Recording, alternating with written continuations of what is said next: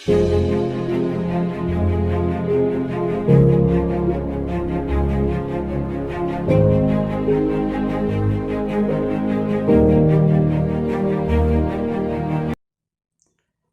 once again to our commerce classroom. In this session, we will discuss about preparation of consolidated financial statements as per Ind AS 110. In our last session, we were discussed about how can we find out non-controlling interest. In this session, we will discuss about two adjustments: elimination of investment accounts from the consolidated balance sheet and how can we find out goodwill or capital reserve at the time of preparation of consolidated financial statements. We start with our first adjustment, elimination of investment account. Elimination of investment account. At the time of preparation of consolidated financial statements, we have to eliminate investments.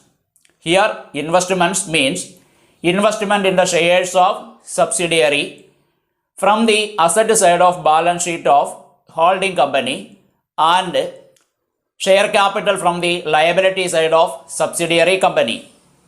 I will repeat, at the time of preparation of consolidated financial statements, we have to eliminate investments. Here investment means investment in the shares of subsidiary company.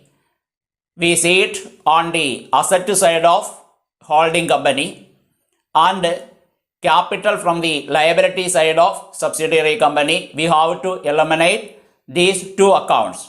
Investment in the shares of subsidiary company from the asset side of holding company's balance sheet and share capital from the liability side of subsidiary company. Then our second adjustment, computation of goodwill, otherwise known as cost of control, or capital reserve, otherwise known as gain from bargain purchase. Our second adjustment, computation of goodwill or capital reserve. When the amount paid by the parent company to acquire shares in the subsidiary company is more than the face value of shares, including share of profit till the date of acquisition, the excess amount paid is considered as payment of goodwill. I repeat, when the amount paid by the parent company to acquire shares in the subsidiary company is more than the face value of shares, in that value of shares we include share of profit to the date of acquisition. That excess amount paid by holding company for acquisition of shares in the subsidiary company is considered as goodwill. Then we discuss formula for the computation of goodwill. Firstly, goodwill in case of all owned subsidiaries. Goodwill in case of all owned subsidiaries. We know all owned subsidiaries means 100% subsidiaries. Shares are fully held by holding company in the subsidiary. Goodwill is equal to purchase consideration minus net assets. Goodwill is equal to purchase consideration minus net assets in case of all owned subsidiaries. Then goodwill in case of partly owned subsidiaries. Goodwill in case of partly owned subsidiaries, purchase consideration minus proportionate net assets. Here formula, goodwill in case of partly owned subsidiaries, purchase consideration minus proportionate net assets. If our holding company holds 75% shares in the subsidiary company, we take 75% of net assets. Our formula, purchase consideration minus proportionate net assets. We have another formula in case of partly owned subsidiaries for computation of goodwill. Goodwill is equal to purchase consideration plus non-controlling interest minus net assets. All of you know that net assets is equal to share capital plus reserve and surplus, or net asset is equal to total assets minus outside liabilities. When the amount paid by the parent company to acquire shares in the subsidiary company is less than the net assets of subsidiary company, that difference is treated as bargain purchase or capital reserve in the consolidated balance sheet. I repeat, when the amount paid by the parent company to acquire shares in the subsidiary company is less than the net assets of the subsidiary company, the difference is treated as capital reserve in the consolidated balance sheet. Otherwise, we can say that at the time of computation of goodwill, if we got a negative goodwill, that negative goodwill is capital reserve. Here we have to note one point. We value goodwill or capital reserve on the date of acquisition of shares by holding company in the subsidiary company. I repeat, we value goodwill or capital reserve on the date of acquisition of shares by holding company in the subsidiary company. So we have to find out net assets on the date of acquisition for computation of goodwill or capital reserve. Then we solve one problem. On 31st March 2019, AB Limited acquired 75% shares of XY Limited at a cost of rupees 5 lakh.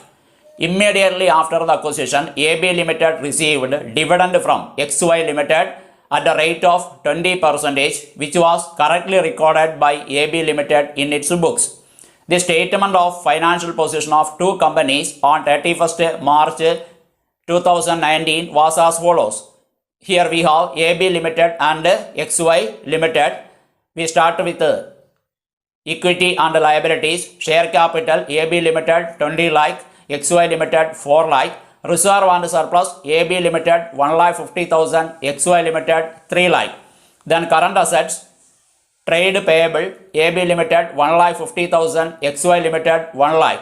Then total of equity and liabilities AB Limited 23 lakh, XY Limited 8 lakh. Then assets, sundry assets AB Limited 18 lakh 60,000, XY Limited 8 lakh.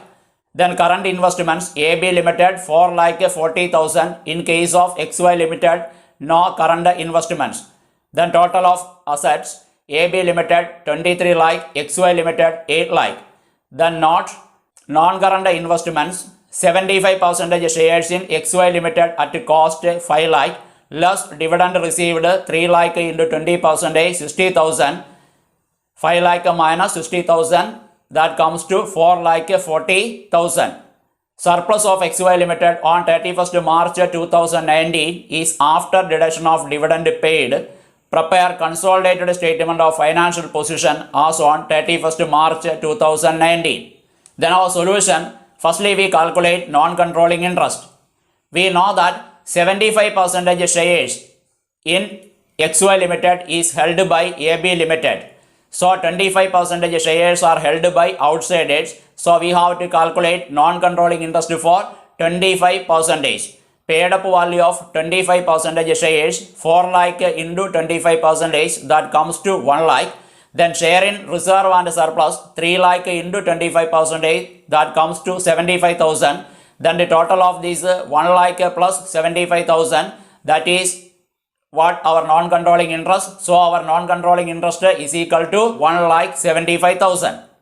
Then we compute goodwill or capital reserve. Value of goodwill is equal to purchase consideration minus proportionate net assets. Purchase consideration for 75% of shares given in our question 4,40,000. Net assets is equal to total assets minus outside liabilities. Here total assets 8 lakh, outside liabilities 1 lakh for our subsidiary. 8 lakh minus 1 lakh, that is equal to 7 lakh. Net asset is equal to 7 lakh. Here we have to take only 75% of our net assets. So 75% of 7 lakh is equal to 5 lakh 25,000. Here we have capital reserve. Purchase consideration minus proportionate net assets 4 lakh 40,000 minus 5 lakh 25,000, that is equal to 85,000. Negative goodwill is considered as capital reserve. We can compute value of goodwill by using another formula. Our formula, value of goodwill or capital reserve is equal to purchase consideration plus non-controlling interest NCI minus net assets. Here our purchase consideration 4,40,000, our NCI 1,75,000 we already calculated. Our net assets 7 lakh. 4,40,000 plus 1,75,000 minus 7 lakh, that is equal to 6 lakh 15,000 minus 7 lakh, that is equal to 85,000 minus figure minus 85,000. Our negative goodwill, we consider negative goodwill as capital reserve. So our capital reserve is equal to 85,000. Then I show you what are the adjustments we have to do at the time of preparation of consolidated financial statements in the balance sheet of AB Limited and its subsidiary XY Limited. Here we can see the balance sheet of AB Limited and XY Limited. The first adjustment that we have to do is to eliminate non-current investments from the books of AB Limited. Here non-current investment 4,40,000. That 4,40,000 represented the amount paid by AB Limited for acquiring shares in the XY Limited. We eliminate these non-current investments from the books of AB Limited. Then secondly, we eliminate the share capital 4 lakh and reserve and surplus 3 lakh from the liability side of balance sheet of XY Limited. Thirdly, we add capital reserve. We already calculated here in our question 85,000. We add capital reserve 85,000 with the reserve and surplus of AB Limited. So our reserve and surplus in the consolidated balance sheet is equal to 1,50,000 plus 85,000. Then fourthly, we show non-controlling interest NCI. We already calculated on the liability side of our consolidated balance sheet. Our NCI 1,75,000. Then in current liabilities, trade payable of AB Limited 1,50,000 and XY Limited 1 lakh. We add these two amounts. So current liabilities, trade payable on the consolidated balance sheet 1,50,000 plus 1 lakh, that comes to 2,50,000. Then on the asset side, we have sundry assets in the books of AB Limited. On asset side 18,60,000 and for XY Limited sundry assets 8 lakh. We add these two figures 18,60,000 plus 8 lakh, that comes to 26,60,000. That is what the sundry assets appearing in the consolidated balance sheet. Then this is the consolidated statement of financial position of AB Limited and its subsidiary XY Limited as on 31st March 2019. Equity and liabilities, share capital 20 lakh, reserve and surplus 2,35,000, NCI 1,75,000. Then current liabilities, trade payable 2,50,000. Total equity and liabilities, that comes to 26,60,000. Then assets, sundry assets total, that comes to 26,60,000.